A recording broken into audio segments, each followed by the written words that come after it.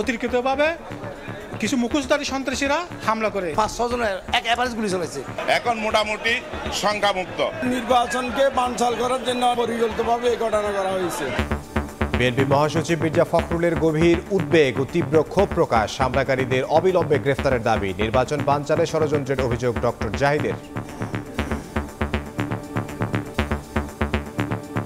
ষড়যন্ত্রের বেড়াজাল অনেকেই বুনার চেষ্টা করছে, কেউ কেউ বিভিন্ন ধরনের কথা বলে দায়িত্ব এড়িয়ে যাওয়ার চেষ্টা করছে। দেখছিলেন প্রধান শিরোনাম, রাতের সময় সঙ্গে আছে আমি ইমদাদুল হক। এবার অন্যান্য শীর্ষ সংবাদ। নির্বাচনী সহিংসতা মোকাবিলায় মাঠে থাকবে সেনাবাহিনী, সারা দেশে কাজ করবেন 1 লাখ সদস্য, দুষ্কৃতকারীদের কঠোর হাতে দমনের নির্দেশনা স্বরাষ্ট্র উপদেষ্টার।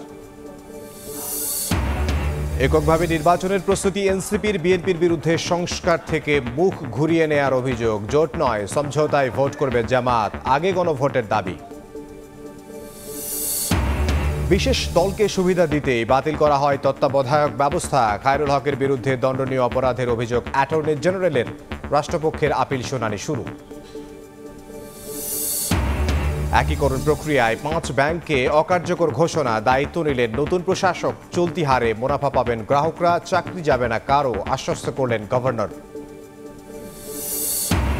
এবং দিন দিন বাড়ছে ডেঙ্গির দাপট, একদিনে প্রাণ গেল আরও 10 জনের, চলতি বছর প্রাণহানি ছাড়ালো 324 ঘণ্টায় হাসপাতালে ভর্তি 1000-এর বেশি।